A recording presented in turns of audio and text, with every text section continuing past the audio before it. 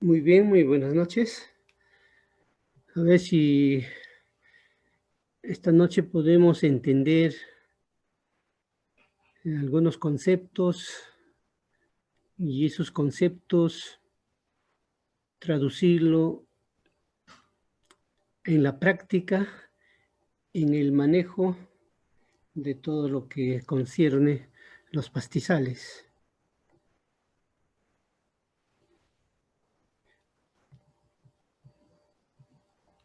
Esta vez tocaremos un poco más de ecología y un poquito llegaremos seguramente hasta ver qué es una pastura, qué es un pastizal,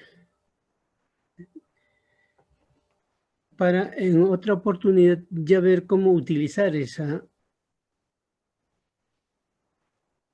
pastura o el pastizal.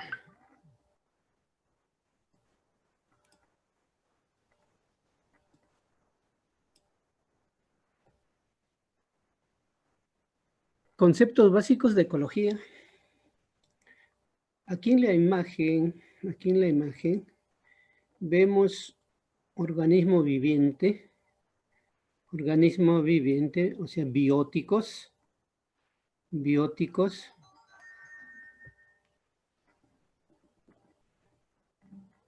Ya, Mate, aló.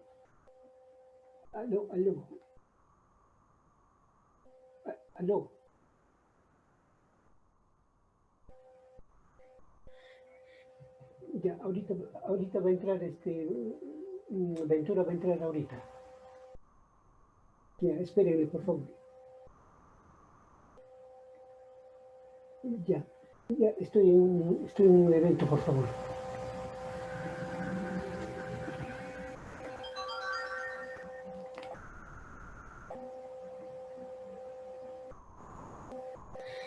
Van a disculpar una pequeña interrupción.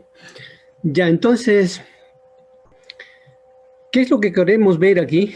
Lo que aquí queremos ver es, aquí hay dos componentes. Discúlpenme un segundito, por favor. Doctor, buenas noches.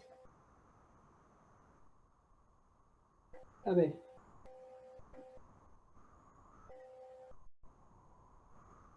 Sí, lo maneja Quijano con Escobar. Escobar. Sí. Sí.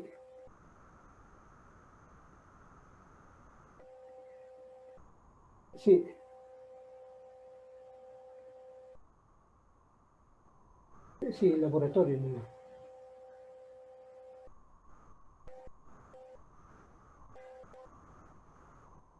Sí, González. Sí.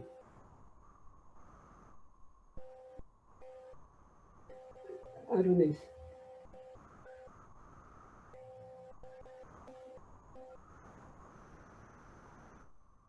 Ya. Ya, doctor, ya.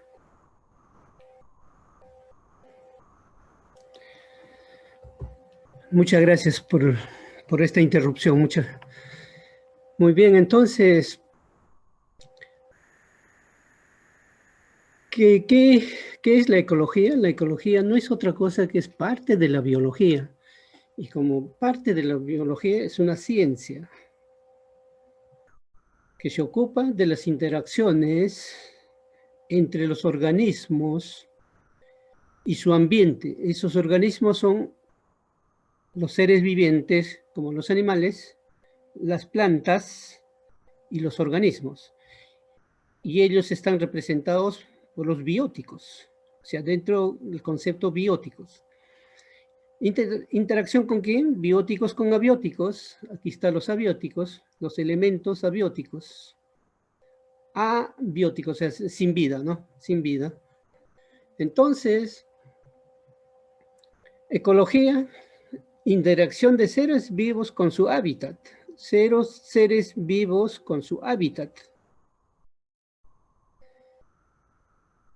Entonces, ya hemos mencionado aquí como concepto abióticos y bióticos, ¿no? Bióticos. Entonces, es la interacción perfecta entre el organismo y su medio ambiente, o sea, su hábitat. Muy bien. Para entender perfectamente la importancia de los pastizales, principalmente, tenemos que tener idea completa de estos conceptos.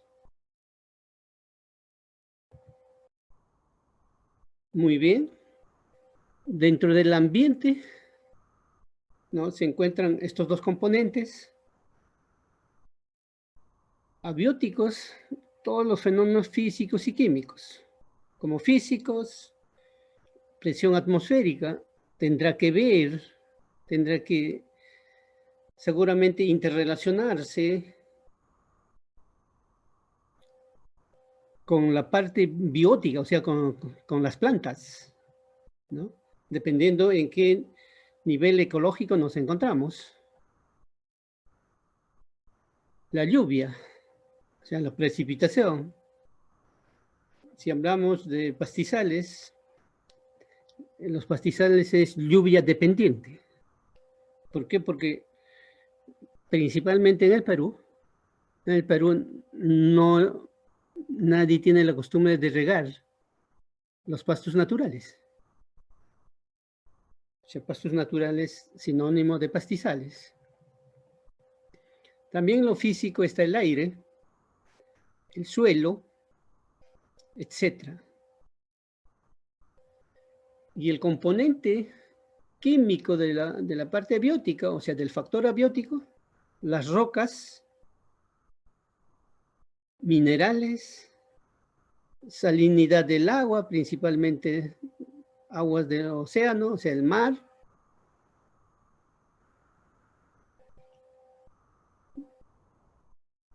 Agua encontramos en ríos, en lagos.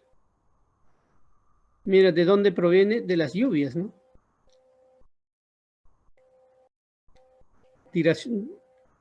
Dirección directa, relación directa con la nube. Esta figura, ¿qué nos estaría invitando a pensar desde la óptica de la zona altoandina, donde en caso peruano se encuentran los pastizales? Entonces, en esta imagen, si manejamos perfectamente este ambiente, la calidad del agua sería vital, sería un hecho. Muy bien. Y los factores bióticos, hemos dicho bien claros, son todos los seres vivientes, ¿no? Seres vivos que existen en un ecosistema, y las interrelaciones entre las plantas, los animales, dentro de los animales incluye al hombre y los microorganismos. Entonces, tres elementos principales dentro del factor biótico, ¿no? Aquí está el biótico, tiene tres elementos principales. Entonces debe haber una interrelación estrecha entre planta, animal y los microorganismos. Si vemos el ecosistema, o en este caso vemos en forma específica los pastizales no es otra cosa que son los pastos naturales, y los pastos o pasturas, los pastos cultivados principalmente, ¿no? Entonces, ya vamos escarbando el ambiente, y vamos a encontrarlo alguna importancia. ¿Por qué saber todos estos conceptos? Si no tenemos claro estos conceptos, seguramente va a ser un poco difícil plantear alguna alternativa que querramos hacer. Ahí está el ambiente. Un ambiente puede ser un sistema natural o transformado, donde vive o donde habita el hombre, con todas sus actividades sociales y biofísicos, y las relaciones entre ellos. Aquí vemos un ambiente con construcciones, ya la actividad del hombre ya es determinante.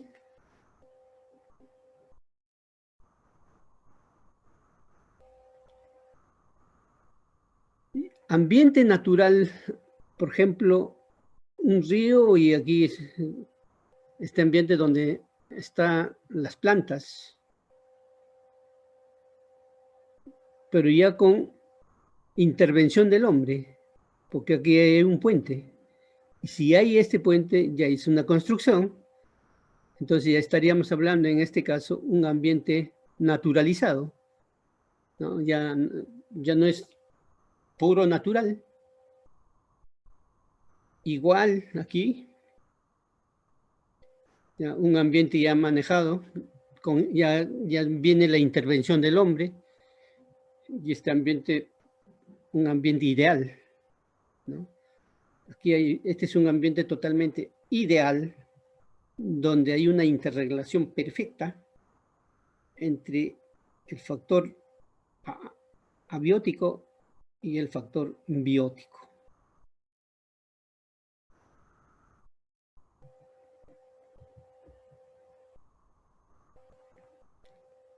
También cabe la posibilidad de conocer el concepto de biotopo.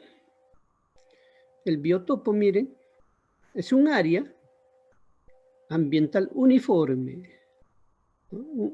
Entonces, si en algún momento ustedes encuentran o escuchan un mensaje o una palabra o a una lectura, un biotopo, entonces me está diciendo que es un ambiente uniforme, la cual provee un espacio vital para la flora y la fauna. Aquí tenemos flora y fauna. Igual. A mí me gustaría, no conozco, no tengo la oportunidad de conocer el Porcón en Cajamarca. Seguramente con la forestación que han hecho y algunas intervenciones o algunas introducciones de otras actividades con animales, deben asemejar a esta condición, ¿no?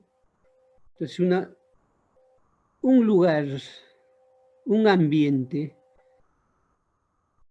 agradable, ¿no? Uniforme, que no le falta casi nada. O sea, es un ambiente totalmente amigable. Entonces, a eso se refiere un biotopo. También tenemos la palabrita biocenosis. Se refiere nada menos a un espacio definido, a todo un ecosistema,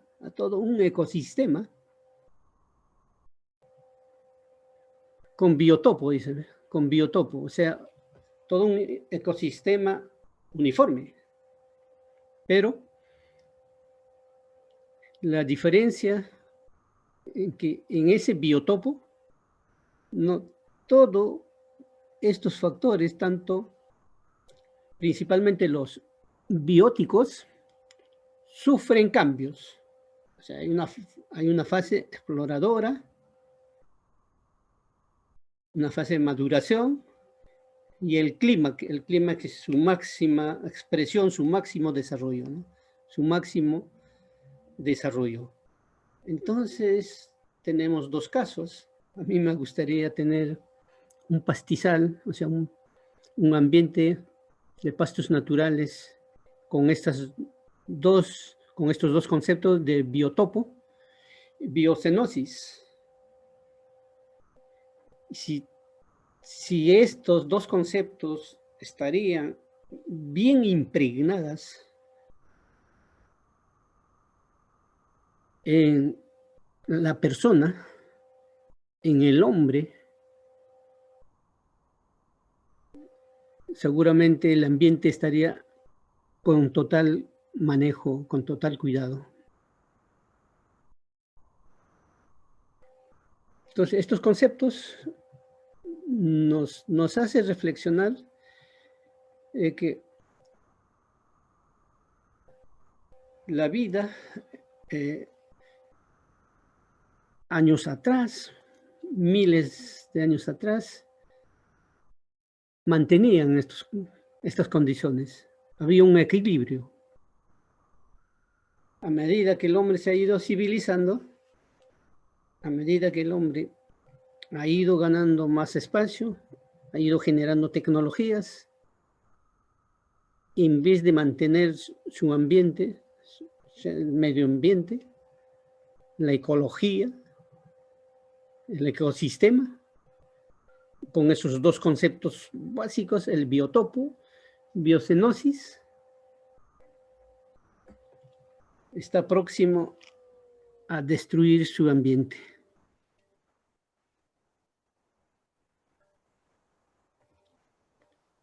Entonces, cuando ya nos dice ya aquí ecosistema no es otra cosa la interrelación del biotopo en relación a la biocenosis.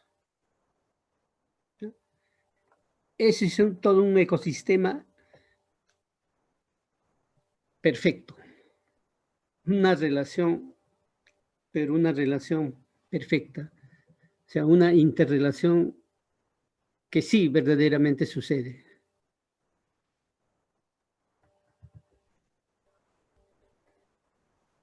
Entonces, ¿cuál sería la importancia de la ecología? La importancia de la ecología estudia las interrelaciones entre los bióticos y los abióticos, ya estamos informados de eso. Estudia la estructura y funciones de los microsistemas biológicos. Establece los mecanismos para preservar y mantener el equilibrio en la naturaleza. Si tenemos el concepto claro de ecología, contribuye al uso racional de los recursos biológicos.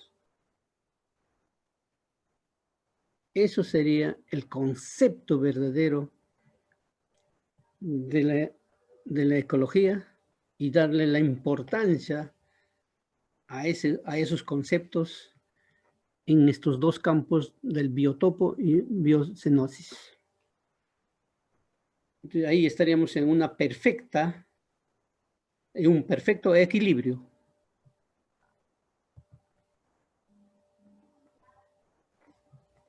También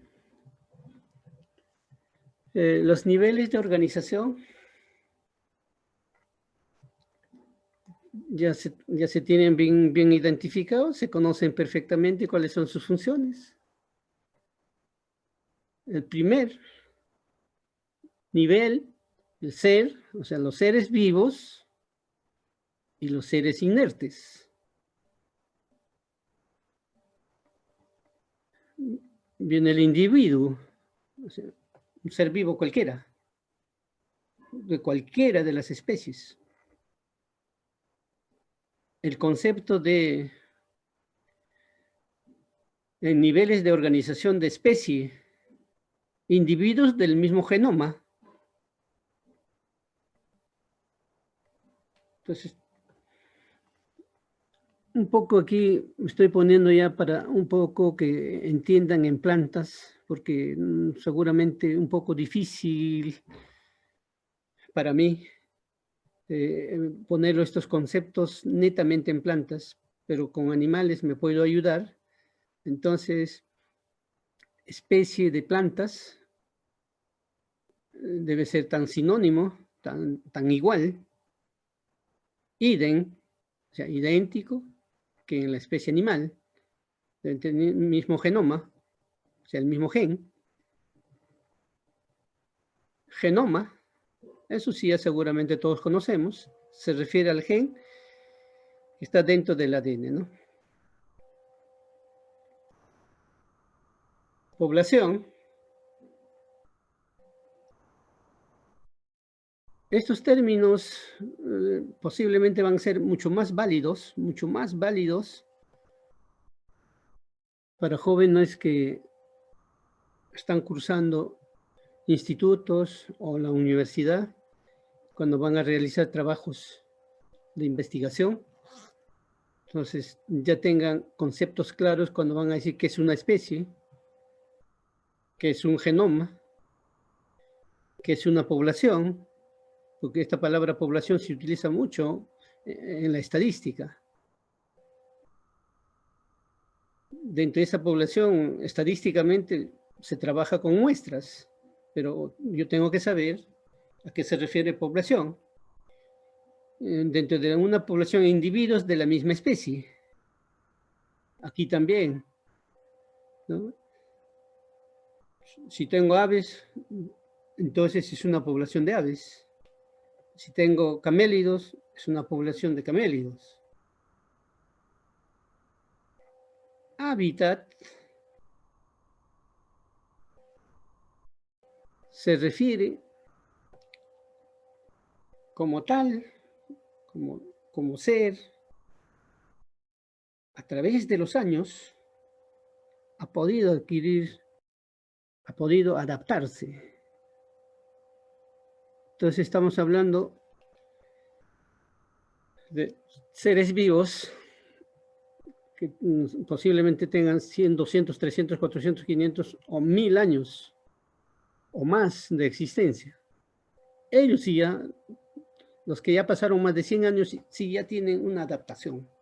En cambio, los que se han movilizado de repente hace 2 años, hace 3 años, o hace 5 años, hace 20 años, de un lugar a otro, a esa especie, a ese ser vivo no se le puede decir todavía que está adaptado.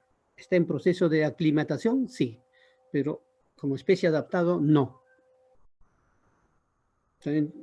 Concepto claro, ¿no? Concepto clarísimo cuando queremos referirnos a esta palabra adaptados. Comunidad. Una comunidad ya lo forma el conjunto de las especies, de los seres vivos, por eso se dice poblaciones ocupando el mismo hábitat.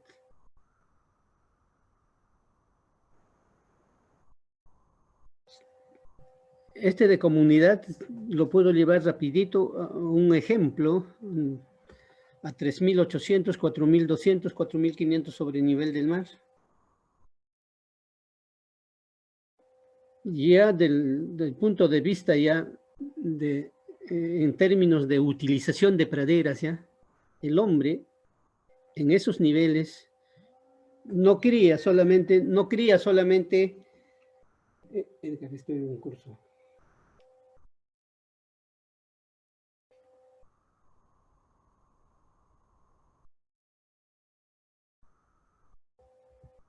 El hombre no solamente se dedica a criar en esas condiciones bovinos, alpacas o vacunos. Sí o sí, estoy en un curso. Aló, estoy en un curso. Y más ratito te llamo.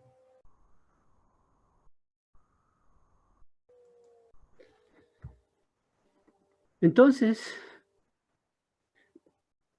a esos niveles de altura vamos a encontrar poblaciones de camélidos, poblaciones de ovinos, poblaciones de vacunos, en lo doméstico. También vamos a encontrar poblaciones de especies silvestres. Entonces, el conjunto de todas esas especies forman la comunidad. Como ven aquí en la foto, hay aves, hay peces, reptiles, hay carnívoros, etcétera, etcétera, etcétera. Entonces, cada una de esas especies forman, en este caso, la población, y el conjunto de poblaciones es la comunidad. Muy bien, avanzamos un poco más, ya concepto de ecosistema. Ya nos hemos anticipado, no es otra cosa que es las interacciones entre los bióticos y los abióticos. Ese es todo un ecosistema. Otro término común, nicho ecológico. Ahora, el nicho ecológico ya es el espacio físico ocupado por organismos y cada este organismo con sus funciones correspondientes.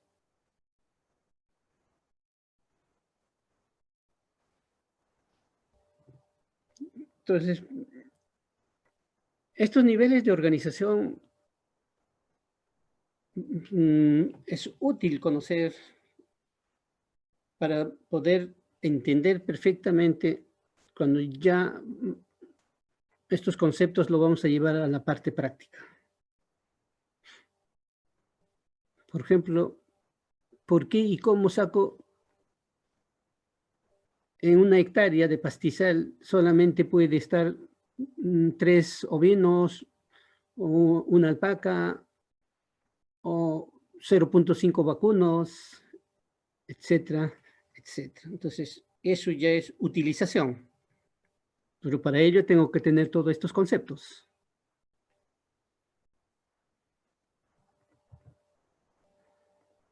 Algunos ejemplos que nos puede ayudar bastante. Aquí está todo un ecosistema.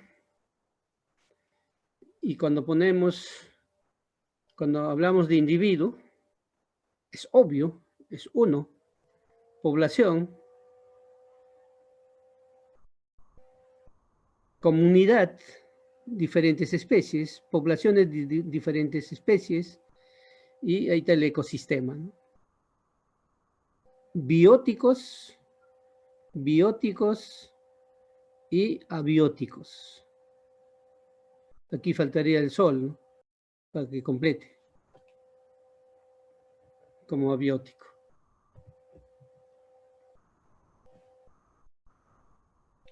Entonces, ya vamos, ya camino a la especialización. Relación de la ecología con otras ciencias. Hemos puesto el concepto de ecología como ciencia multidisciplinaria que utiliza herramientas de otras ramas de la ciencia. La ecología en estrecha relación con la zoología, con todo aquí lo que ustedes pueden ver, con todo lo que pueden leer. Entonces la ecología no está aparte.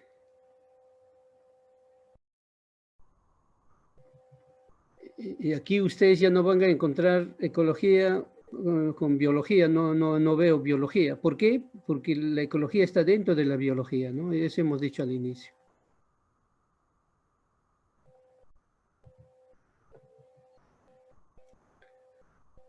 Ajá, muy bien. Después de esos conceptos, ya comencemos ya a traducir. En este caso, ya tenemos el flujo de energía. Si no hubiera este flujo de energía, si estos rayos solares no estarían presentes en el ecosistema, seguramente el rendimiento de este ser vivo sería nulo. De esto también sería nulo. Entonces, En un ecosistema natural, aquí tenemos la fuente de energía, los rayos solares.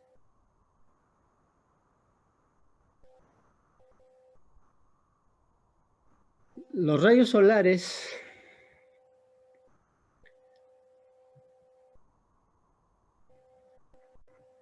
todo esto son los componentes abióticos, ¿no? Los componentes abióticos. Miren, aquí vamos a encontrar el CO2, el oxígeno, el agua, que van a ser productos, ¿no? Producto, se van a convertir en nutrientes. Este CO2, oxígeno, agua, no solamente con los rayos solares, sino las hojarascas, la caída de las hojas, los restos de las plantas, ¿dónde van a finalmente llegar? Al suelo, ¿no? Entonces ahí va a haber una suerte de descomposición, una suerte de degradación. ¿Para qué? Para que haya una traslocación, o sea, este CO2, oxígeno, agua, que están encontrándose en estas condiciones abióticos, van a ser movilizados. Además de ser movilizados, translocación quiere decir, van a ser transformados, en este caso, por estas productores o productoras primarios. ¿Quién va a utilizar todos estos gases y el agua? Las plantas, los productores. Entonces, por eso se dice que va a haber una translocación, o sea, una transformación de todos estos componentes en este otro componente que es un ser vivo, la planta. Como plantas, son productores que también van a tener este proceso de la respiración, que también van a ser consumidos, y en ese consumo, momento de la digestión, también va a haber esta descomposición, son parte de los nutrientes para los consumidores, o sea, para los animales. Y también los animales van a ser útil en devolver este consumo a través de la defecación para que aquí también se descomponga. Y una vez descompuesto, sean utilizados por las plantas y las plantas por los consumidores. Entonces, ahí está todo un ciclo, toda una interacción en condiciones naturales.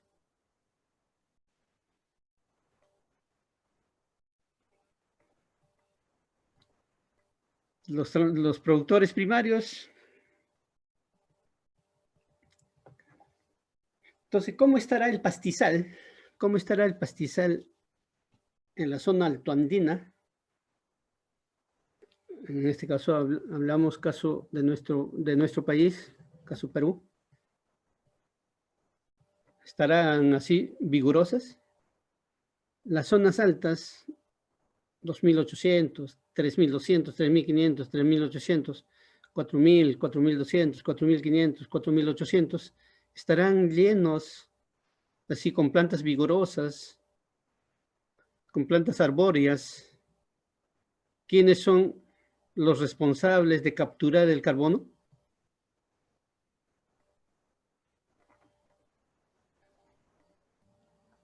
Aquí en la figura estamos viendo un ecosistema totalmente natural, en una situación óptima, una realidad perfecta, donde todo está marchando a la maravilla, ¿no? Todo está marchando a la maravilla. Si eso en la zona alta del Perú está marchando a la maravilla, entonces la calidad de agua que discurre de la parte alta para la zona baja debe ser de altísima calidad. Pero si eso es lo contrario, entonces es probable que hay escasez de agua incluso.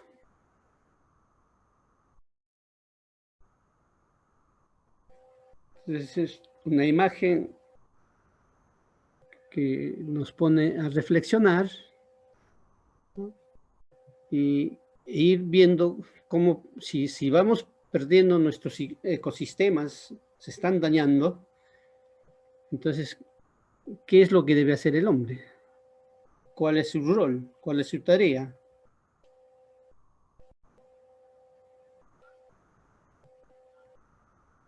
¿Qué fue el pasado? ¿Qué fue el presente? ¿Y qué será el futuro? Que no podemos tampoco pensar egoístamente, yo ya viví, ¿qué me interesa el futuro? Ya se lo verán, ya se lo verán.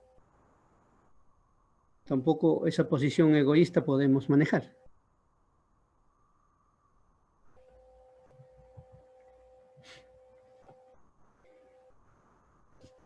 Estructura de las comunidades.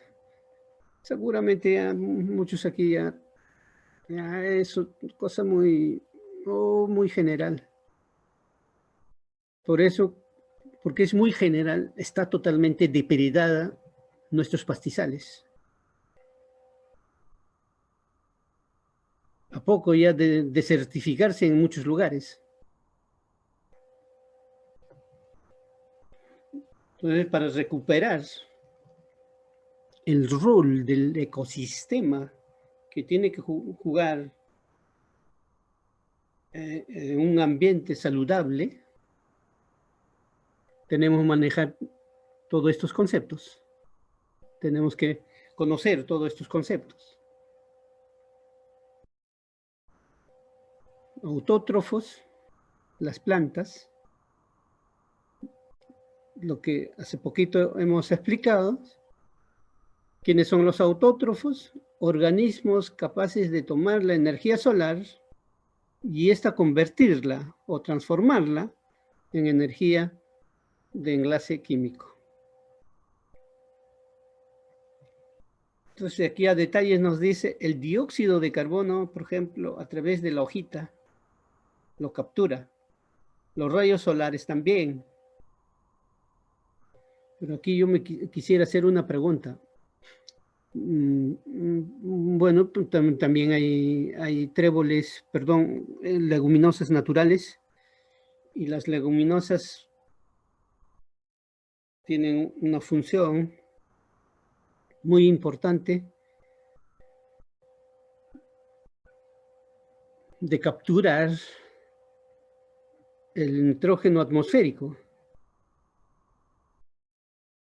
En términos bien simples, la urea que está en el espacio volando. Aquí no veo, porque el nitrógeno atmosférico no captura ni por las hojas ni por el tallo, sino a través de los nódulos, o sea, donde se encuentran las raíces. Entonces aquí no observo. Bueno, aquí salen minerales del suelo, claro, ¿no? Gracias a toda esa captura también las plantas respiran el vapor de agua, el oxígeno. Con eso también se produce la savia elaborada, la savia bruta.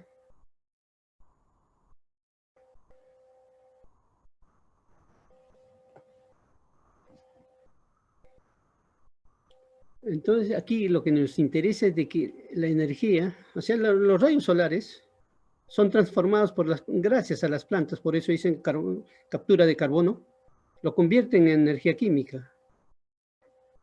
Y esa energía química lo traduce en toda esta producción. También tenemos los heterótrofos, son toditos los consumidores. ¿Qué cosa consumen? La materia orgánica.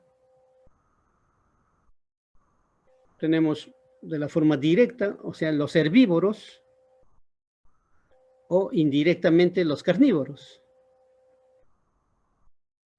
¿Quiénes están dentro de los herbívoros? Están los camélidos, están los ovinos, están los vacunos, etc. ¿Y los carnívoros?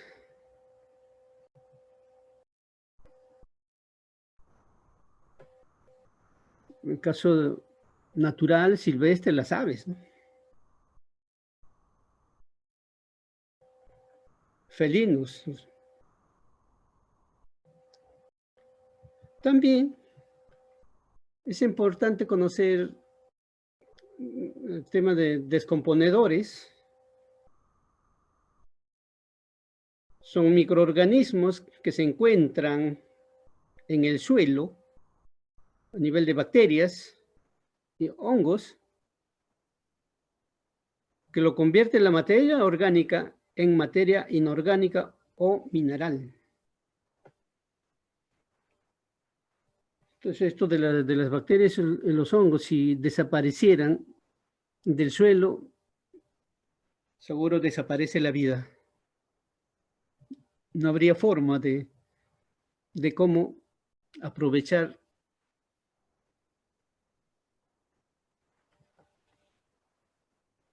Aquí no es parte de estos conceptos, pero aquí puesto, a mí también me pareció una palabra un poco que tampoco conocía mucho.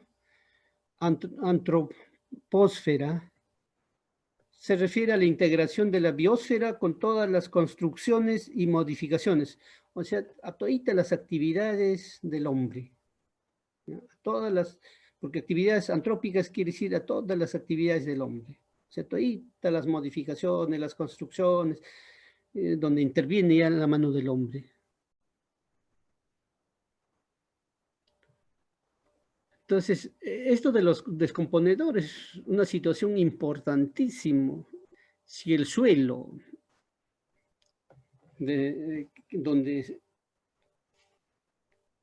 donde ubica, donde se encuentran los pastizales, están totalmente en vías de desertificación. Si están en vías de desertificación, quiere decir que ya hubo una alta erosión.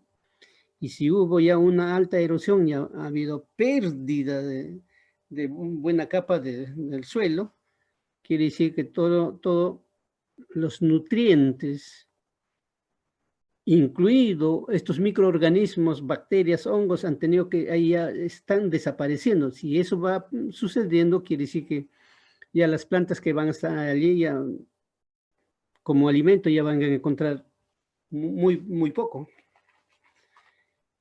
Ahí se explica también en esas condiciones las plantas más deseables, las plantas de mayor nutrición ya no existen. Si están todavía ahí de alguna forma uno que otro ahí parados cada cierta distancia, ya son animales muy indeseables en este caso para los animales, de malísima calidad, de baja digestibilidad.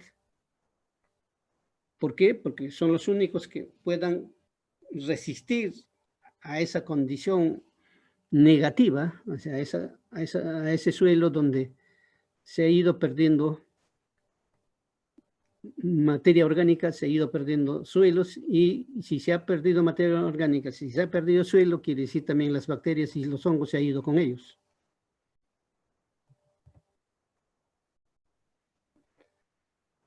Entonces, esto sí lo vamos a pasar rápido, pero es importante aterrizar ya niveles de organización de la materia, químicos,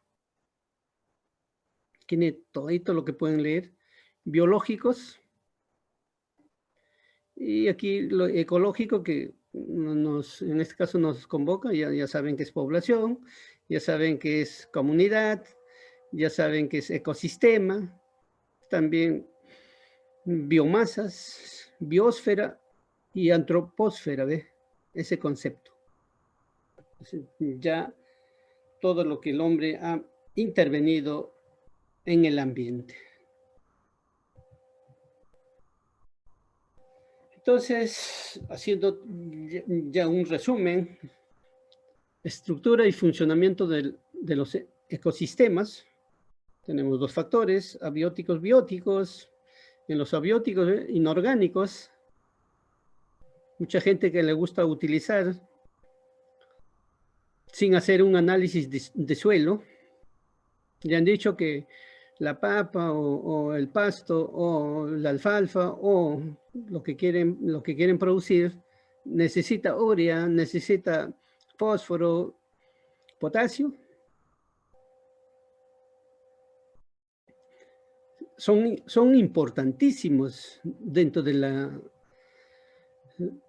un ecosistema, pero eso no implica que hay que utilizarlo desmedidamente, mínimamente con un análisis de suelo.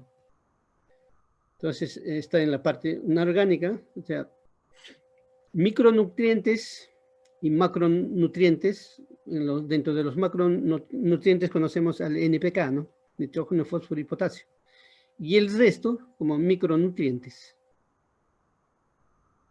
También dentro de los abióticos están los orgánicos, los carbohidratos, los lípidos, las proteínas, sustancias húmicas, o sea, de humus, hidrocarburos fósiles.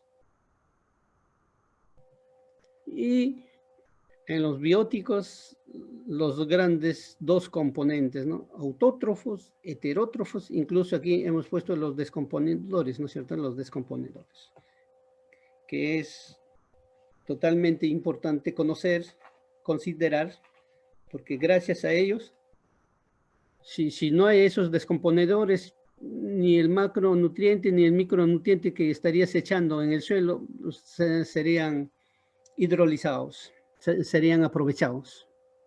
Gracias a esos descomponedores, a esos microorganismos del suelo, todas estas sustancias son utilizados, son desdobladas. ¿Para qué? Para que la planta lo consuma. Caso contrario, nunca lo va a consumir. Aquí también puedo acotar de que los pastos naturales, o sea, los pastizales, genéticamente todavía no están preparados para consumir grandes cantidades de sustancias inorgánicas que nosotros le podemos proporcionar. Tiene que ver mucho la genética. Ajá. Ya, entonces vamos a comenzar a hablar un poquito de praderas y pasturas.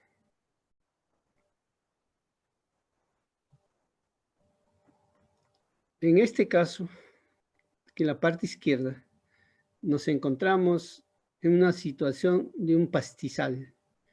Y si quisiéramos evaluar dentro del concepto de ecosistema, dentro del concepto de biotopo, dentro del concepto de biocenosis, no sé qué respuesta nos podemos dar aquí.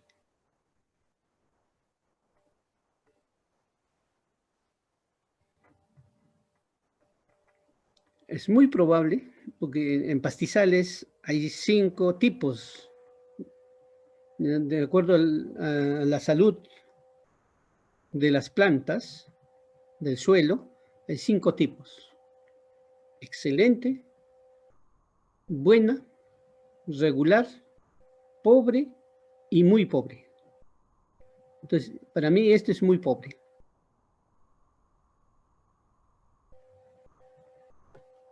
En la parte derecha nos encontramos una pradera natural.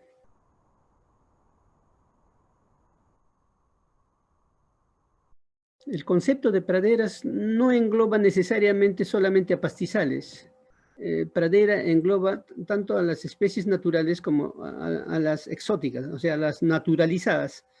Naturalizadas es ya introducidas, mejoradas por el hombre.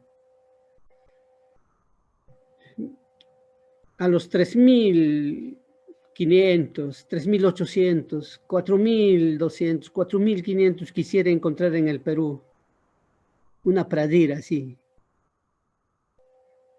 Está en una situación pobre, aquí estamos muy pobre, aquí estamos en una situación pobre a regular, más o menos, pobre a regular.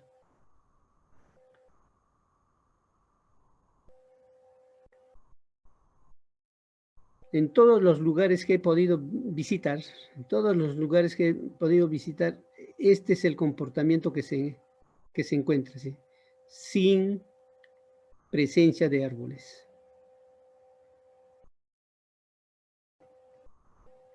Cuánto quisiéramos imitar esta realidad y que nuestra zona alto andina esté así, poblada de plantas.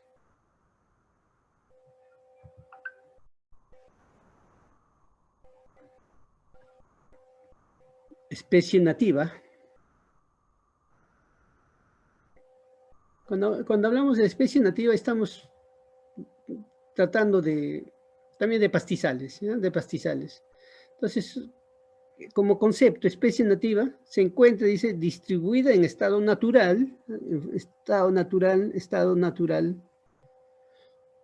u original, o sea, históricamente o en la actualidad, que no haya intervenido la mano del hombre, ¿no? A eso se llama especie natural. Dicho sea de paso, nos acompaña este biótico, o sea, más parece una vicuña, me parece que es vicuña, o en todo caso también puede asemejarse al guanaco que está en vías de extinción. En la vicuña el hombre todavía no ha participado en absoluto, todavía no se le hace un manejo zootécnico, todavía está en estado silvestre, estamos en el siglo XXI.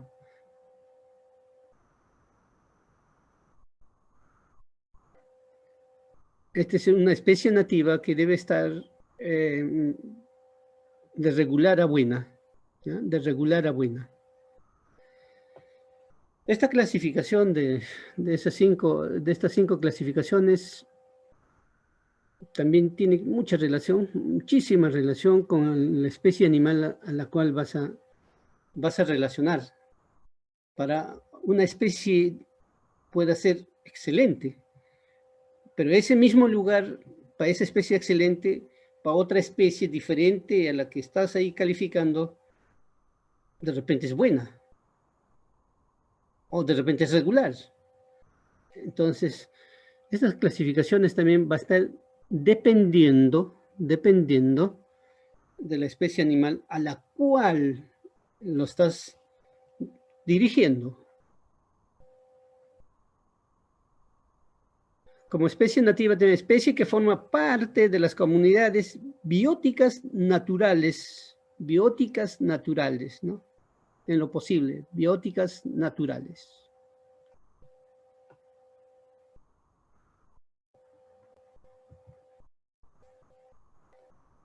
Entonces, seguimos con pastizal.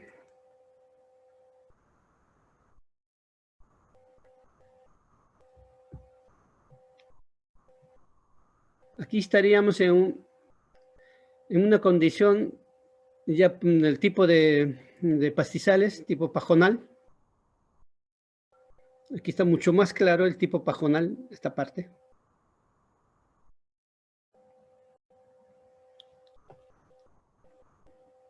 Okay. También por el tipo de pastizales tenemos pajonal, césped, bofedales, cañares.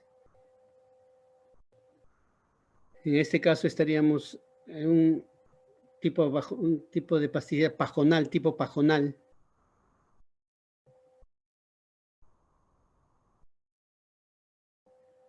Y aquí al otro lado nos encontramos en una pradera naturalizada. Hemos dicho que la pradera engloba a lo natural como también a la área que ya donde el hombre ha intervenido, la mano del hombre, ¿no es cierto? Entonces, aquí ya tenemos una pradera ya con intervención del hombre ya manejada. Aquí se ve mucho más claro todavía, ya que hay cercos, ¿no? Cercos fijos. Entonces aquí sí se nota clarito de que ya es una pradera naturalizada, ya con intervención del hombre. Aquí todavía vemos una pradera totalmente natural, ¿no? Natural. Todavía no hay intervención del hombre. Si el hombre interviene aquí, seguramente eso ya estaría bien pelado.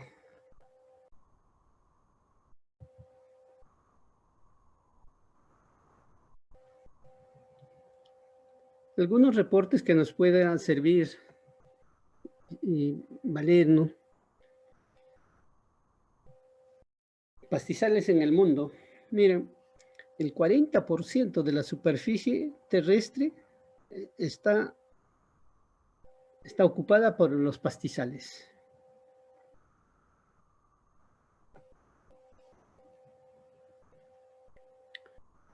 Si ahorita hacemos una pregunta y nos contestamos en caso Ayacucho, Huamanga principalmente,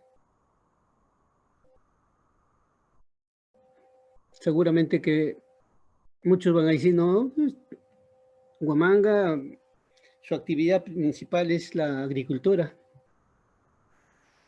Le sigue la ganadería, después comercio, turismo, etcétera. Y eso no es cierto. Huamanga, el 60% de área de Huamanga es para la ganadería, está cubierto de pastos naturales. Entonces tiene una aptitud ganadera. Y yo no sé si le están dando el valor suficiente, no sé. Pero esa es nuestra realidad. Entonces, mire, en el mundo, casi la mitad, solamente nos falta un 10% para ser exactamente la mitad, lo que ocupa los pastizales. Entonces, si es un 40%, mire, todavía este 40% excluye a estos dos.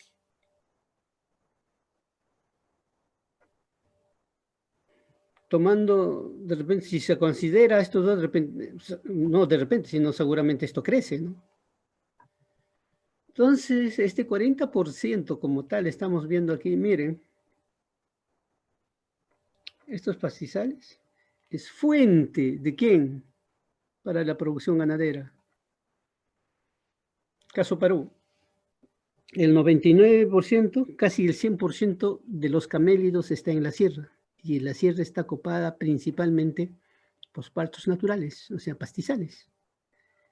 El 80% en forma general de la ganadería se encuentra en la sierra. Entonces, esta realidad está dentro de la realidad de Huamanga y Ayacucho, claro que sí. Entonces, estos pastizales, mire, ni siquiera es este dato para Perú, es un dato para el mundo.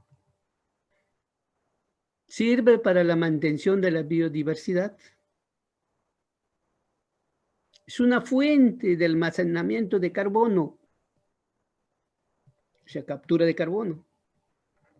Entonces, si tiene toda esta importancia, radica importancia en darle el cuidado a los pastizales, el manejo de los pastizales, el uso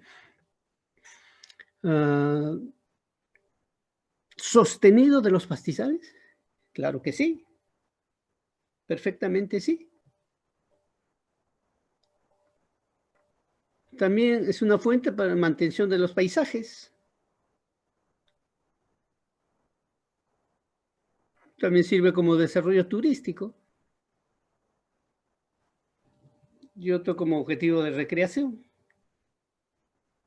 A un ambiente saludable, porque un fin de semana, si somos citadinos, porque no podemos salir con la familia, peor que ahorita estamos encerrados por esta situación del virus.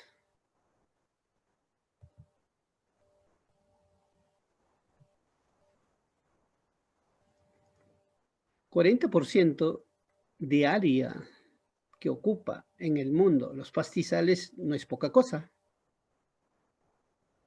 Los pastizales se encuentran en todas las regiones del mundo, sí. África y Asia, la mayor superficie total de los pastizales. Miren, esta cantidad es kilómetros cuadrados en estos dos continentes. El que menos conocemos que África, Asia, desértico, ¿no? Pero miren, ¿qué cosa ahí predomina? Los pastizales. ¿Hay animales? Sí, ahí también hay animales.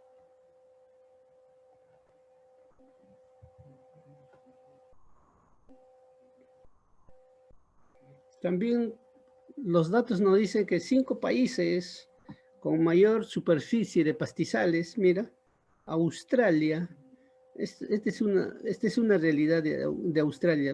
Miren, qué hermoso ecosistema,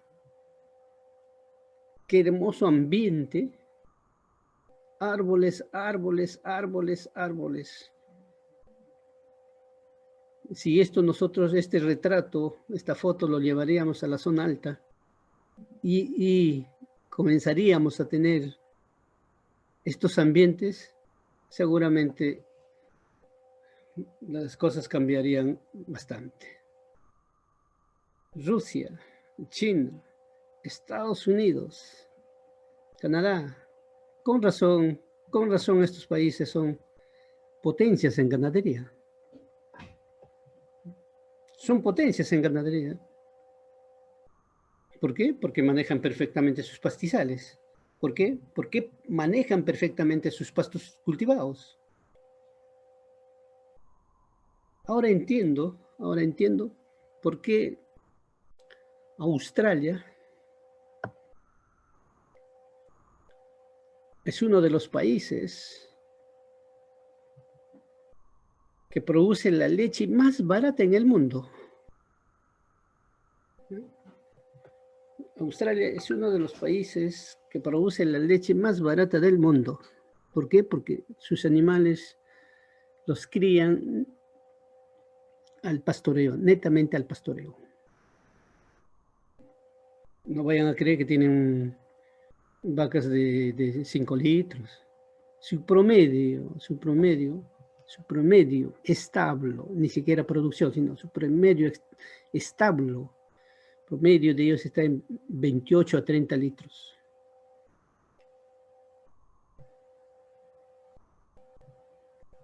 Si hablamos un poquito de productividad, tienen vacas de 60, tienen vacas de 50, tienen vacas de 40.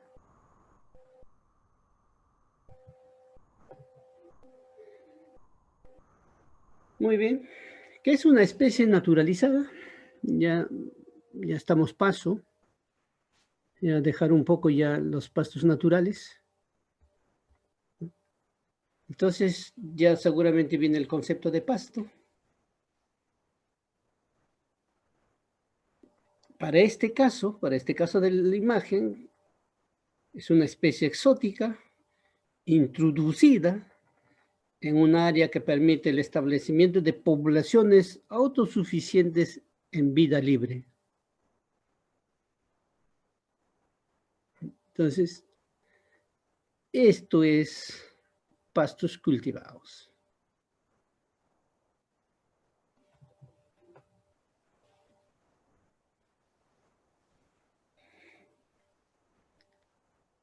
Cuando hablamos ya de pastos cultivados,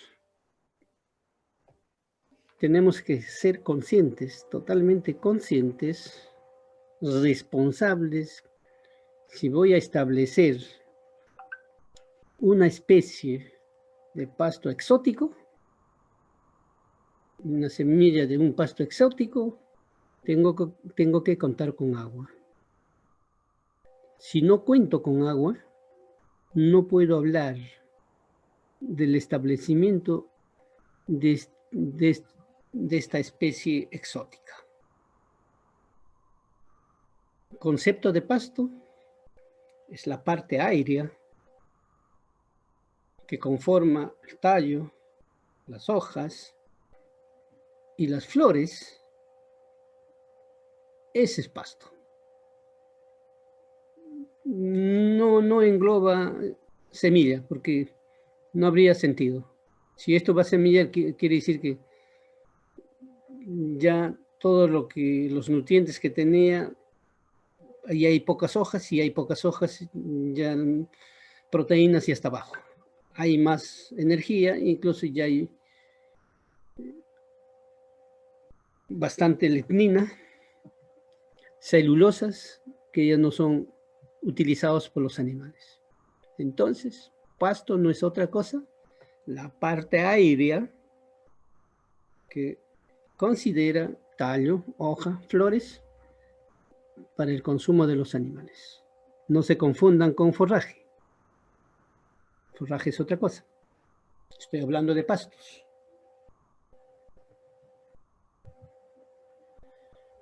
Muy bien, entonces eso es una primera parte. No sé si aquí podemos unos 5 minutos interactuar.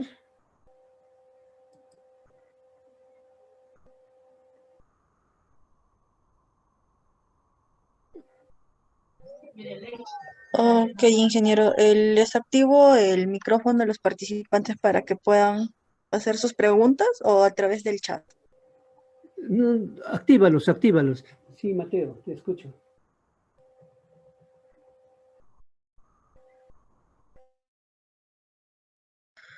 Ok, las personas que deseen hacer alguna consulta pueden activar su micrófono. De igual manera, usted, ingeniero, vuelva a activar su micrófono, por favor. Una consulta, por favor. Ingeniero, una consulta.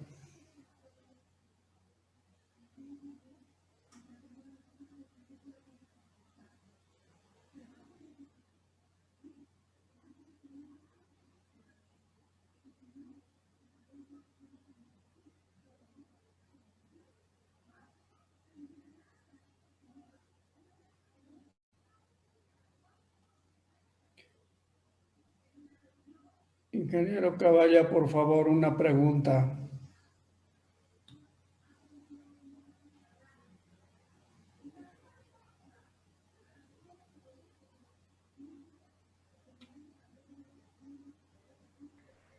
A ver, le escucho, le escucho. Usted ha mencionado que en leguminosas la captación del nitrógeno aéreo es a través del sistema radicular de los pastos. Pero ¿cómo explicamos el mecanismo de cómo es la captura o la captura del nitrógeno de la atmósfera, digamos? Gracias. Ya, muy bien.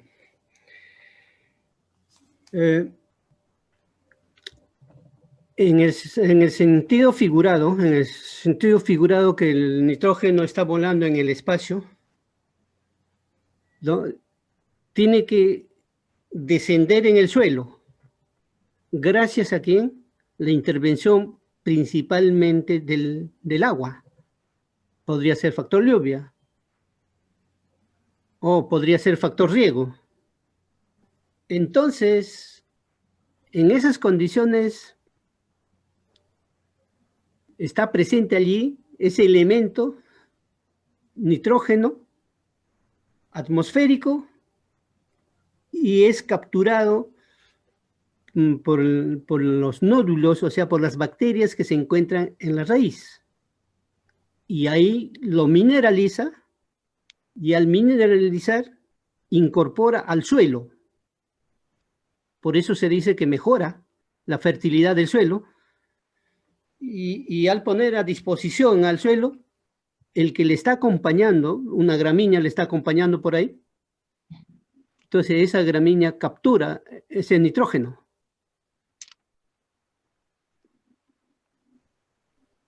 ¿Más o menos eso o de repente tiene otra necesidad más?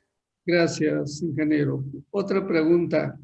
¿Se exceptúa en el área de pastizales a Groenlandia y la Antártida? ¿Cuál es la explicación, ingeniero? La explicación de esa exceptuación es más va por el tema de las condiciones ecológicas, ecosistémicos, que no asemeja muy bien, no, correctamente al concepto de pastizal. Por ese lado es el que se exceptúa.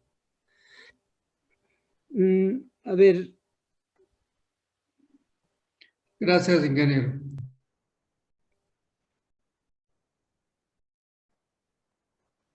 ¿Alguna consulta más? Ingeniero Caballa, buenas noches. Hola, buenas noches.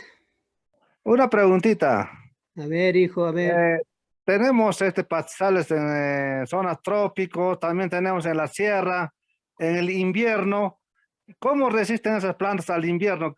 ¿A qué se debe? ¿Qué es lo que tiene en particularidad? Ya. Resistencia a las heladas. Con invierno me estás diciendo a la escasez, ¿no es cierto? A la escasez de agua y baja temperatura. ¿A eso me estás refiriendo con eso, sí? No. En los pastizales, en las praderas altoandinas, las plantas en el invierno, ¿cómo aguantan en las heladas a bajas temperaturas? ¿Qué es lo que tiene la plantita? Ya, muy bien, sí, eso te estoy diciendo. Justamente te estás refiriendo helada en condiciones de secano, ¿no es cierto? Sí. Ya, a eso, ya. Ya, muy bien. Una suerte de los pastizales están totalmente adaptados a su hábitat, a ese medio, y se han hecho tan resistentes a este estrés hídrico, a este estrés de temperatura, principalmente temperatura, a las dos temperaturas, ¿eh? La temperatura baja y a la temperatura alta de día. Entonces, esa rusticidad es muy probable se comporte tan igual que en el trébol rojo y el Dactylis glomerata, en los pastos exóticos, o sea, pastos cultivados, tienen una suerte de dormancia. Entonces, ¿qué quiere decir? Los órganos fisiológicos principales de esta especie de plantas entra en estado de latencia, y cuando entra en estado de latencia, deja sus actividades fisiológicas ahí sin mucho gasto de energía para soportar esa inclemencia, tanto de mucha calor, tanto de mucho frío y del estrés hídrico. Estrés hídrico quiere decir falta de agua.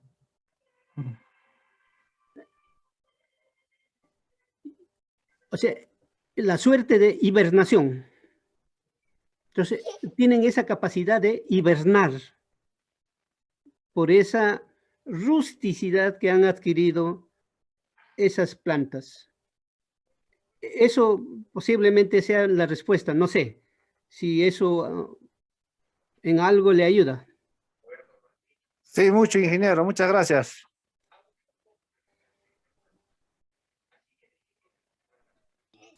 Ingeniero, buenas noches. A ver, te escucho. ¿Cómo está, ingeniero? Buenas noches. Ingeniero, usted antes habló de una clasificación de pastizales de bueno, regular, malo, ¿no? En este caso, por ejemplo, en el Perú, generalmente nuestros pastizales altoandinos más que nada, ¿no? Hace algunos años que estuve leyendo alguna bibliografía, estaban clasificados, se podría decir, ¿no? En pajonales, césped de puna, bofedales, tolares, cañares y vegetación en rocas o en piedra, como se dice, ¿no? Ujú. En este caso, mi pregunta sería, ¿no? Usted antes cuando nos habló de una parte de pastos naturales, cada uno de esas clasificaciones que le di tienen una cierta población de pastizales por su misma clasificación. En ese tipo de información, por si acaso, ¿tendrá usted, ingeniero? Sí, tenemos como ahora nos convoca a esta reunión un poco de ecología y su utilización. Entonces, ese tema lo tengo ahorita reservado para después de esta conversación, mostrarles unos 20 minutos o 30 minutos más.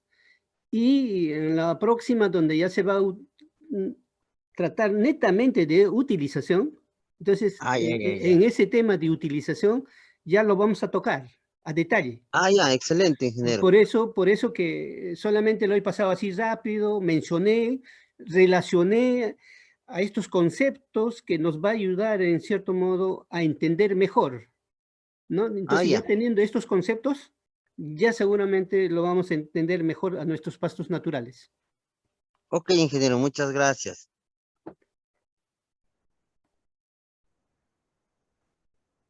¿Algo más?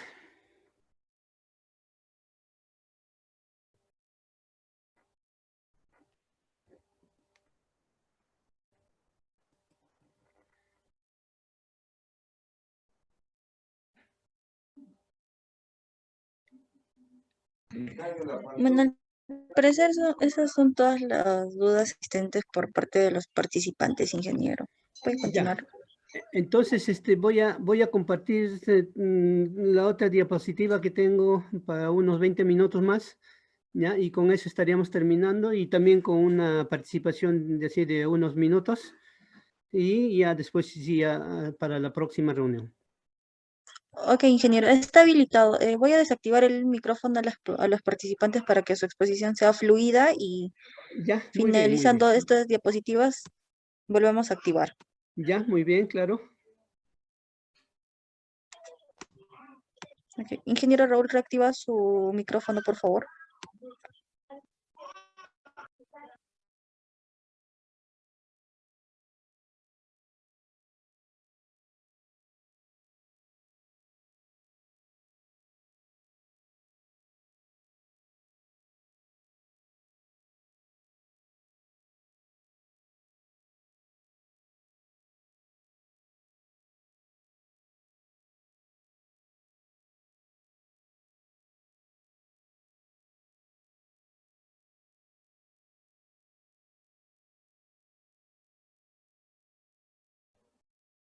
Ya, ahora sí se me escucha, ¿no? Sí, ingeniero, se le Ya, muy escucha. bien. ¿Se observa? Sí se observa, ingeniero, si lo comparte en pantalla completa, por favor. Muy bien. Entonces ahí está el amigo que hacía su consulta, ¿no? Aquí podemos un poco ya mencionarles tipos de pastizales. Ahí están los pajonales. Y dentro de los pajonales, mira, ¿quiénes predominan? Las gramíneas altas. El dicho, el chilguar o chiligua, que le llaman iroicho, icho, jatunporque, guaylaicho, etc. Aquí debo agregar, en este tipo de pastizales pajonal, las especies de plantas por metro cuadrado podrían albergar entre 30 a 40 diferentes especies.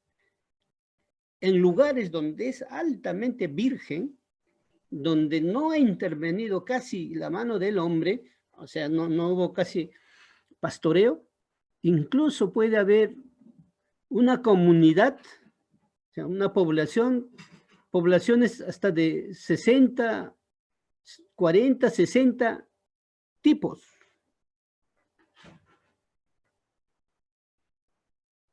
Entonces, la cantidad de especies que va a albergar, que se va a encontrar en un tipo de pajonal, va a estar en estrecha relación, en estrecha interrelación entre el manejo adecuado y el descuido del hombre. Césped de puna es otro tipo de pastizal. Quienes predominan aquí, plantas más pequeñas, tipo almohadillado y arrocetados. Miren aquí este pacu, este es indeseable. Mulapilli, pilli rosado, pastro estrella, turpa. Este césped de puna no se encuentra en todo lado de nuestro territorio peruano. Son pocos lugares. Lo que césped de puna he visto, hasta ahorita he visto solamente en Cerro de Pasco, en Huancavelica, Ayacucho, Apurímac, una parte de Puno que conozco, una parte de Cusco. La verdad que no he visto. Pajonales sí he visto, pero esto de césped de puna, no, es un tipo de pastizal especial. A diferencia de este único pacu, que este es el indeseable.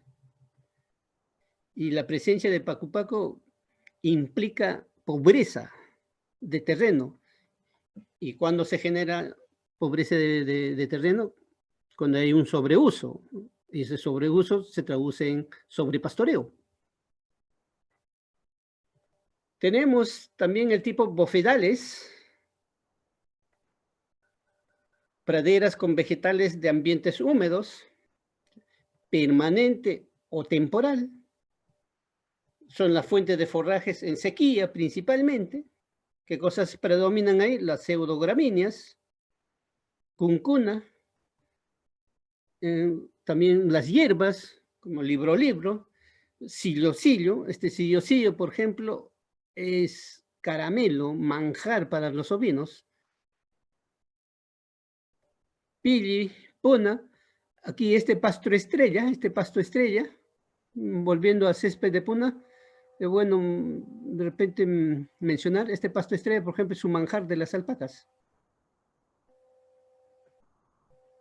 La otra condición de pastizales, la que conocemos, las más comunes son estas, los tolares. En los tolares ya predominan especies arbustivas, leñosas, ya en ambientes secos, como la tola, en mi pueblo, que es Cabana Sur, que está en la provincia de Lucanas. A la tola le conocemos como talla, y sirve como leña, con eso se cocina, que en estado tierno puede ser consumido por el ganado.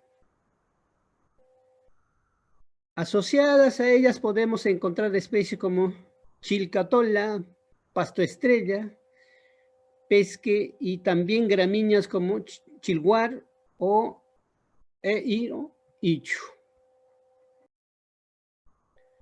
Tenemos los cañares. Están dominados por especies semiarbustivas de bajo valor forrajero, como el chinacangui, orjocangli. Entonces ya van bajando la importancia de pajonal. Ya estamos en cañares, incluso también he encontrado otra información, porque yo conocía hasta cangliares nomás, pero ahora he encontrado incluso totorales y juncales que han introducido, seguramente después de hacer muchos estudios. Son comunidades vegetales. Ahora, por ejemplo, aquí ya sabemos, entendemos perfectamente ya el concepto de comunidad, que se desarrollan a la orilla del lago y predominan las totorillas. Muy bien, entonces, ahí está, por ejemplo, el interés del amigo que consultó.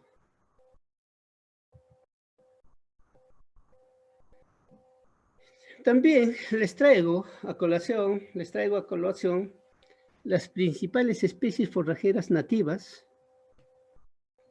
para quienes son deseables y para quienes son poco deseables. Por ejemplo, el chiligua, o sea, el chilguar. Su nombre científico es el fedo, ¿no?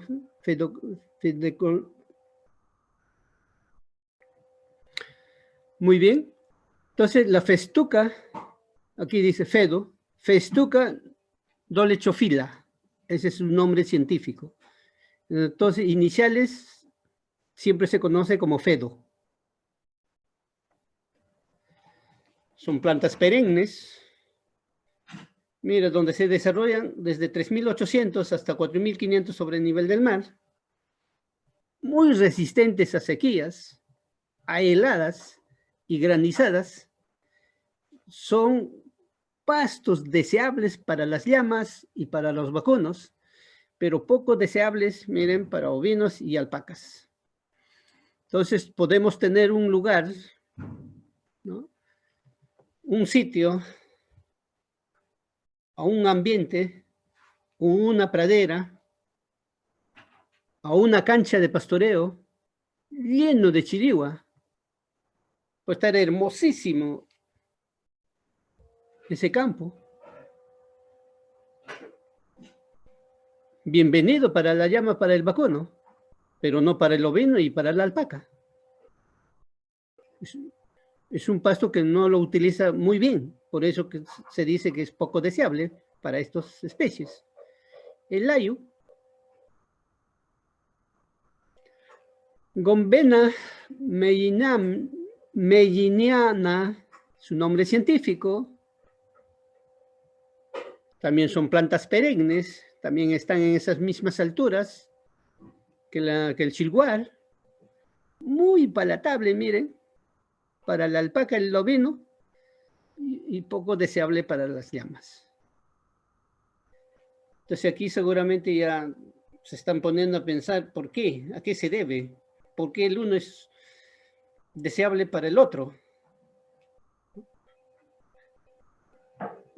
Cuando ya comenzamos a hablar de utilización, seguramente vamos a ya tratar todo ello. Cora también es perenne. Mira, soportan, se encuentra hasta más altura, pero en promedio, en mejores condiciones a estos niveles. Estos son los que forman los pajonales. Mira, el césped de puna, deseables para ovinos y alpacas, y poco deseables para vacunos y llamas. La totorilla también es una planta perenne, también está en esos niveles de sobre el nivel del mar, permanecen verde hasta junio, son deseables para el ovino y alpaca, pero poco deseables para vacunos y llamas.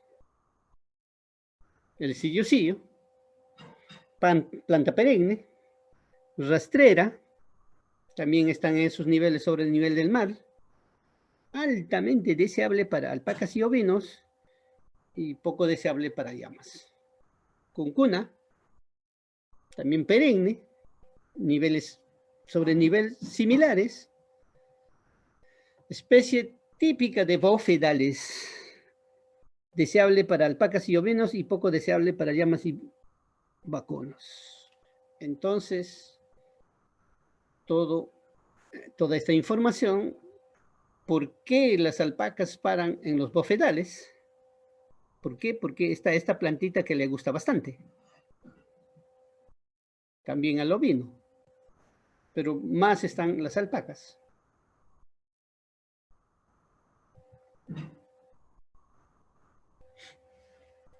¿Cuál es la problemática de los pastos naturales? Pastos naturales degradados por efectos antrópicas. O sea, cuando me dicen antrópicas, está diciendo por efecto del hombre, por el mal manejo del hombre. Y ahora se atribuye a efectos del cambio climático, o sea, el efecto invernadero. ¿Qué sucede? ¿No? Para que vaya perdiendo la importancia, pérdida de especies palatables, disminución de alimento para el ganado.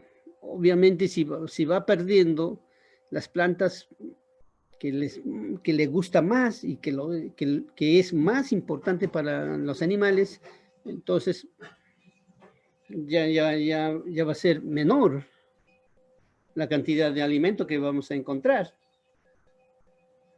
¿Qué otra cosa también pasa? Disminución de la cobertura vegetal. Y esta disminución de la cobertura vegetal va a traer como consecuencia al incremento de la erosión. Una alta erosión, una desertificación. ¿Y qué se va a sumar? La compactación. ¿Qué es compactación? Pisoteo de los animales.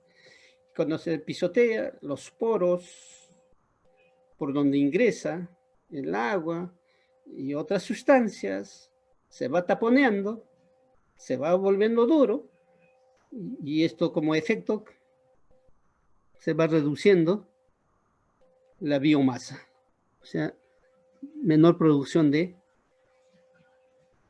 alimento para los animales. También, ¿qué va a generar? Ya aquí está lo que ya dije, disminución de la infiltración, y la retención de agua va a ser ya mínimo, ya no va a retener, más bien va a descorrentear, va a correr por encima, y al correr genera mayor erosión, o sea, va a arrasar suelo. Miren, estimados presentes, esta problemática de los pastos naturales, ¿no? O sea, la degradación que estamos generando por el mal manejo. ¿Por qué mal manejo? Por desconocimiento. Si desde antes hubiéramos conocido todos estos conceptos de la ecología, todos los beneficios, ventajas, desventajas, seguramente no estaríamos en esa situación.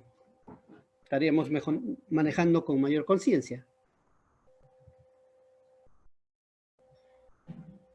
Las causas de la degradación de pastos naturales, entonces, el sobrepastoreo, sí, eso sí ya está demostrado. También algunos dicen que también podría ser la quema, pero no todos hacen quema.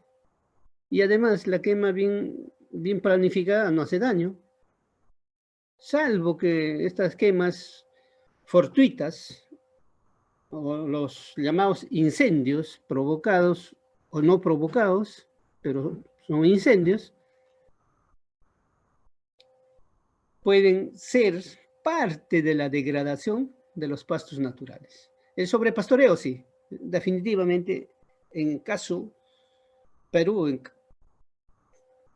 generalizado en el Perú, no solamente en Huamanga, en todas las regiones, el sobrepastoreo está degradando fuertemente los pastos naturales.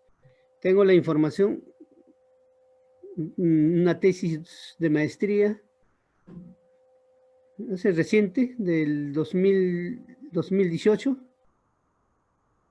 el 2016 lo terminaron el 2018, 60% de los pastizales están en estado de degradación de pobre a muy pobre. Entonces, miren, esta es nuestra realidad.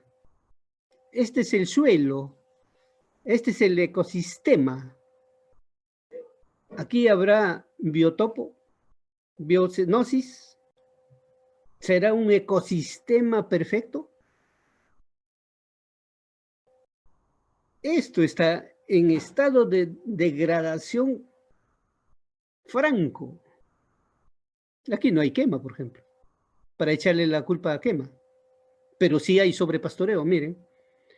Los 365 días del año, aquí los animales, todos los días aquí. ¿Cómo no va a haber sobrepastoreo? Y es más, si esto es para soportar 1000 alpacas, aquí hay 10.000 alpacas. Entonces, una sobrepoblación incluso.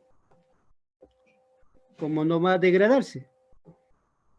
Esto está por poquito camino a la desertificación. Esta es nuestra realidad, ¿no? Esta es nuestra realidad en estos momentos. ¿Qué debemos hacer? Manejo racional de los pastos naturales. Entonces aquí tenemos que meter la mano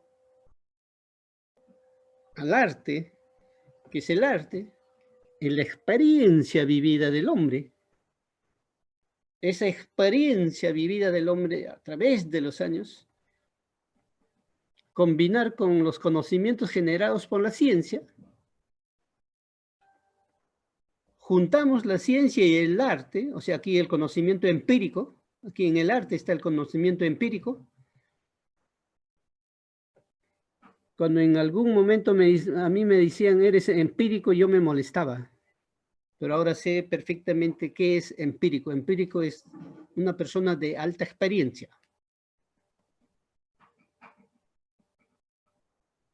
Obvio, esas experiencias no han sido como el conocimiento generado a través de la ciencia. No han sido validadas, pero a través de los años que has vivido, has visto hechos, relación de hechos, sucesos de hechos, eso te ha enseñado que por suerte no todos pues generan ese conocimiento. Otros ni cuenta se dan, ni lo toman en cuenta. Entonces la suma de los dos, el conocimiento empírico más el conocimiento generado por la ciencia, nos puede ayudar a planificar y dirigir el manejo eficiente de la pradera natural. Entonces, planificación implica determinar la capacidad de carga, la soportabilidad y el calendario fenológico. Miren, qué complicado. Esta palabrita planificar, mira, determinar la capacidad de carga y y la carga será fácil. La soportabilidad, miren, calendario fenológico. Si no he apuntado, no he hecho mis apuntes a través del año, desde 1 de enero hasta el 31 de diciembre, ¿cómo puedo hacer mi calendario? Imposible. Pero eso me está pidiendo, eso ya la ciencia ya lo hizo. Hay mucha gente que ya ha hecho esos estudios, entonces ya hay esos conocimientos basados en la ciencia. Y con el conocimiento de la persona o del ganadero, tranquilamente podemos hacer una planificación perfecta. Entonces, capacidad de carga, ¿a qué se refiere? Cantidad de ganado por hectárea año. Soportabilidad, cantidad de ganado en el fondo por año. ¿Qué quiere decir? Si yo tengo 10 hectáreas, en esas 10 hectáreas, por hectárea puedo tener 5 ovinos, entonces mi carga, mi capacidad de carga es 5 ovinos hectárea año, ¿Y cuál es mi soportabilidad? Como tengo 10 hectáreas, lo multiplico por 10, entonces todo mi fondo puede en todo el año criar 50 ovinos. Eso es soportabilidad. Aquí también tenemos que conocer para esta planificación que nos pide, el tipo de pastoreo rotativo. A esto yo conozco como sistema de apotrenamiento. ¿Qué es un sistema de apotrenamiento? No es otra cosa que dividir en pequeñas parcelas. Entonces, estas pequeñas parcelas ya serían subsistemas para que me ayuden a manejar todo el sistema. Entonces, subdividir un campo en varias parcelas. Ahí puedo aplicar pastoreo rotativo o clásico. Pradera dividida en potreros o canchas. No, el término pastoreo rotativo o clásico se me refiere a praderas divididas en potreros. Otros lo llaman como potreros, otros lo llaman como canchas, otros lo llaman como parcelas. Ya depende del tono que puedas manejar, pero lo cierto que se refiere a ello, ¿no? Donde vas a pastorear tu animal. Pastoreo rotativo diferido para el pastizal. Aquí me recomienda aproximadamente, debo diferir por mínimo 3 años. Aquí sí encontramos un entrampamiento grande. Si te acercas a una estancia, a un fondo de un ganadero común y corriente, le dices, ay, que señor, usted tiene que hacer su pastoreo rotativo diferido y vas a diferir, o sea, vas a hacer descansar una parte 3 años. Seguramente no te deja terminar de hablar y te lanza y te bota. Eso es idiosincrasia tan grande que tenemos que en algún momento ganar. ¿Qué significa descanso estacional recomendable? Mínimo, puedo hacer descansar por estaciones toda la época de lluvia hasta unos 2, 3 meses más hasta que pueda echar flor. Después de echar flor, haga semilla y ya cuando ya semilló, ya ahí sí ya estoy feliz. Ahí ya puedo poner mis animales, porque al pisotear las semillitas va a hacer caer y una forma de sembrar en forma natural. Ventajas de la planificación: distribución uniforme del estiércol y orina como aporte de fertilidad, praderas descansadas. ¿Ves? Aquí está el término praderas, que al inicio hemos puesto esos conceptos. Ahora ya no nos hace problema porque ya sabemos a qué se refiere esa palabra praderas. Mejoran su vigor, desarrollo radicular, maduración, incluso semilleo, lo que ya había aquí indicado. La desventaja: esto es lo que el ganadero común y corriente no va a aceptar, disminución del área de pastoreo. Te va a decir, entonces, si yo tengo 100 alpacas, si la mitad voy a diferir 3 años, ¿y dónde voy a tener mis 100 alpacas? Esa es la respuesta y pregunta que te va a hacer. Entonces, para ello,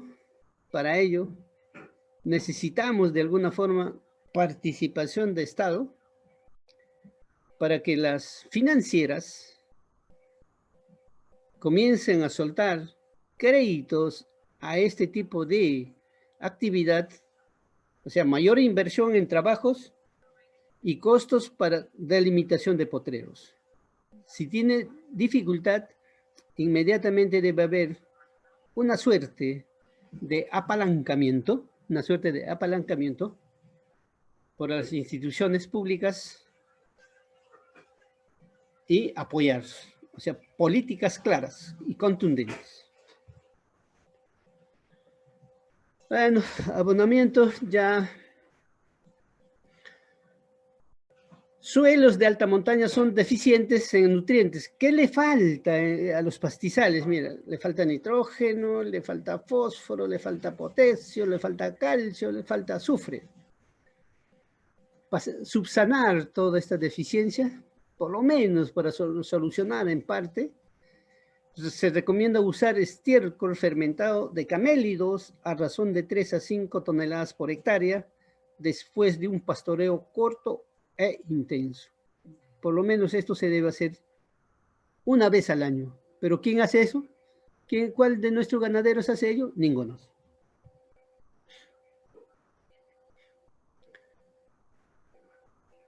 Y estaría terminando con ello nuestra actividad de hoy día, dando alguna recomendación en control de plantas indeseables o invasoras. ¿Qué es lo que se debe hacer? Eliminar plantas esquilmantes, o sea, el pacu-pacu es esquilmante. Pobre animal, cuando comienza a buscar su alimento, esas espinitas se le pegan en los labios y se le genera todo un problema. Obvio, si son esquilmantes, son no palatables. ¿Cuáles son esas plantas que hay que eliminar? Las especies como garbancillo. En las zonas un poquito bajas hay bastante garbancillo. El paco-paco, tengo un recuerdo grande de este paco-paco. A pesar que soy de Cabana y Cabana está cerca al Jarguarazo, nunca tuve la oportunidad de llegar hasta por ahí. Pero hace exactamente 4 años atrás tuve la oportunidad de llegar hasta el piso de Jarguarazo, hasta el ladito de Jarguarazo, por un proyecto con alpacas, y un recuerdo grande me he traído para piña. No, en ese momento fui sin cámara, o en todo caso no tenía cámara, por eso no llevé, no sé qué pasó. Tampoco mi celular, para esas veces tenía un chanchito de 10 soles, que solamente servía para llamar, y no pude tomar esas experiencias, y calculo, sin exagerar, toda esa parte más o menos en un 80% copado de pacu-pacu. ¿Qué implica eso? Mal manejo del hombre, sobrepastoreo, sobrepoblación, todo ello. Y hay, a mi gusto, le llamaba la atención al amigo que tanto harakiri me ha hecho para comprar los mejores reproductores, y efectivamente hemos comprado los mejores reproductores, tanto machos y hembras en alpacas, para llevarlos a esta pobreza, ese pobre animal de harto comer. También otro que hay que eliminar son los guarajos, o sea, opuntias, el cuncunamacho y el pesque-pesque. Entonces, queda por conocer todas estas especies para poder evitar los problemas que se van a presentar. Muy bien, con eso terminamos.